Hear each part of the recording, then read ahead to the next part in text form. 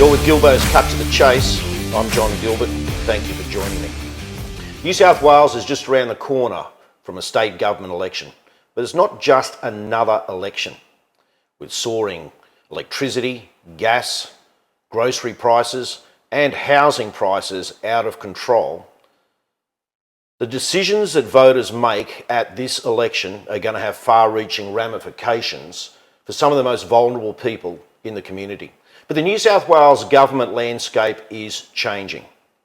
One Nation New South Wales, led by Mark Latham, looks set to pick up even more seats in the upper house, meaning it could hold the balance of power in the New South Wales state government.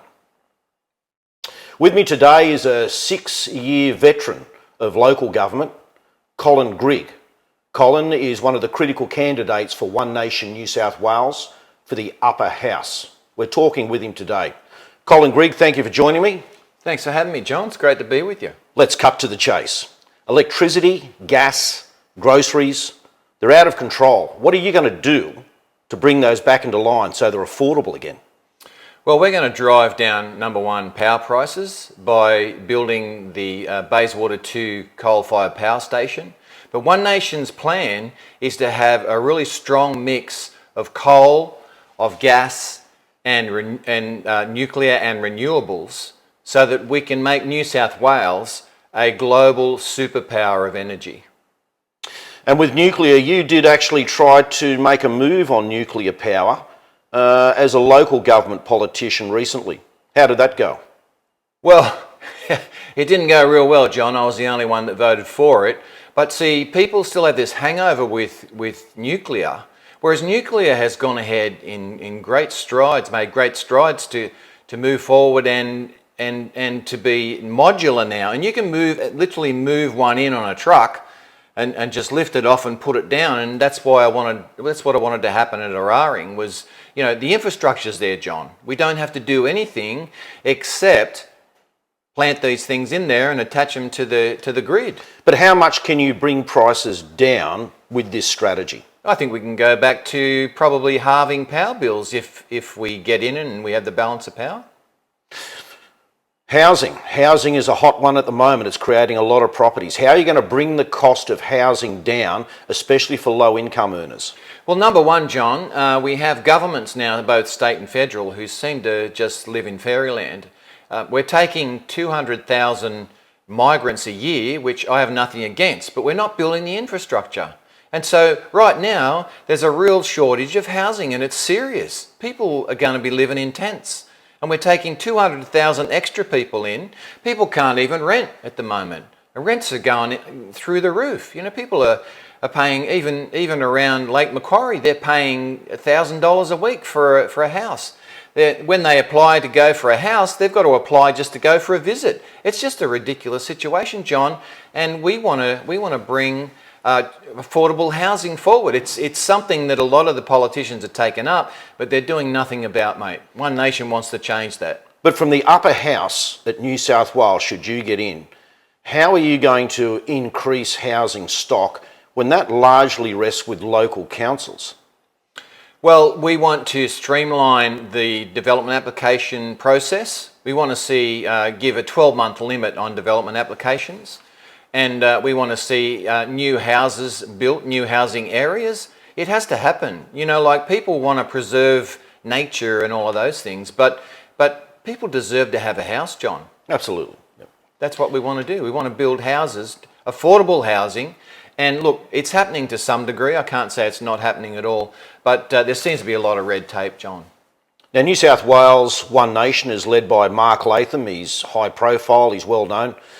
Where does Pauline Hanson fit into the party? As far as state goes, mate, not much, but she's federal, and they've been fighting in the upper house in the federal parliament, and they're going great. They're making great gains, mate, for our country. Going back over the years, a lot of opposing parties used to state that One Nation was racist, bigoted even. Well, that was just a leftist beat up, mate. One Nation has never been racist. Right now we have an Indian who's number 3 on our ticket. We also, I'm going to launch tonight, a One Nation launch for MK down there in Parramatta, and he's also an Indian, and you know we love ethnic people. It's never been true. What Pauline Hanson said originally, John, was that she wanted to protect the culture in Australia. That's the freedom, okay? And what are we seeing today? We're seeing that culture being eroded. We're seeing our freedoms taken away.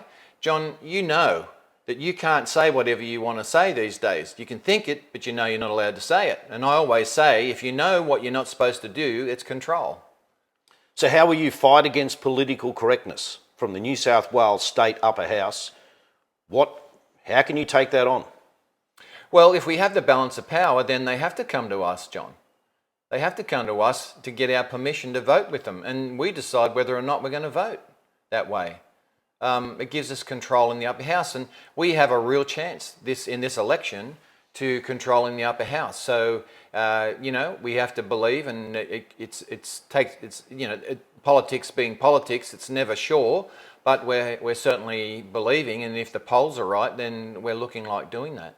And in 2 consecutive local government elections, you were elected onto Lake Macquarie City Council. That's right. So you have just over 6 years of experience there. Yep.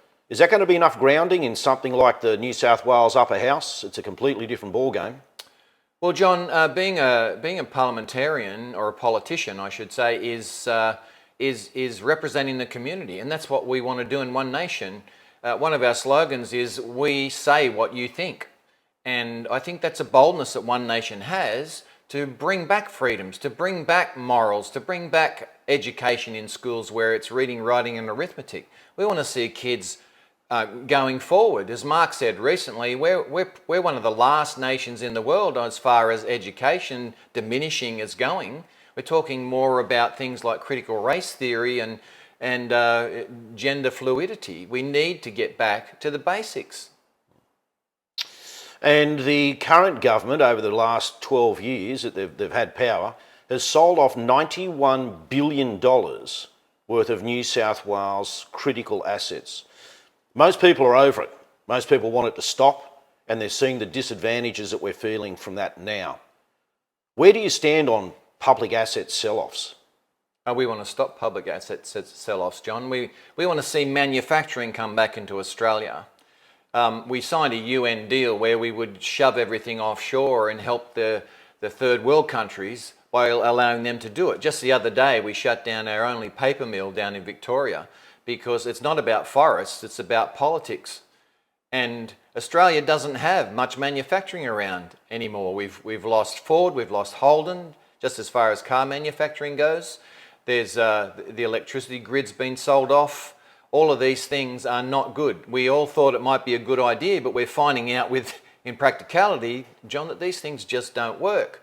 And what people need to understand in this election is that voting for the major parties, you know, the Liberal, Labor, Nats, Greens coalition, and there's not much difference between the Labor and Liberal anymore, John. Liberal has just abandoned the Conservative vote, and so that's what One Nation's here for, to bring back freedom and to support Conservative people and Conservative principles.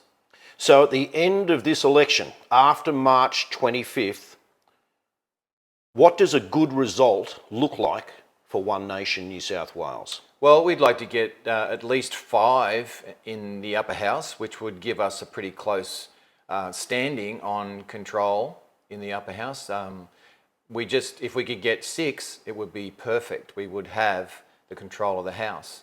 Yeah, so that would be our biggest dream.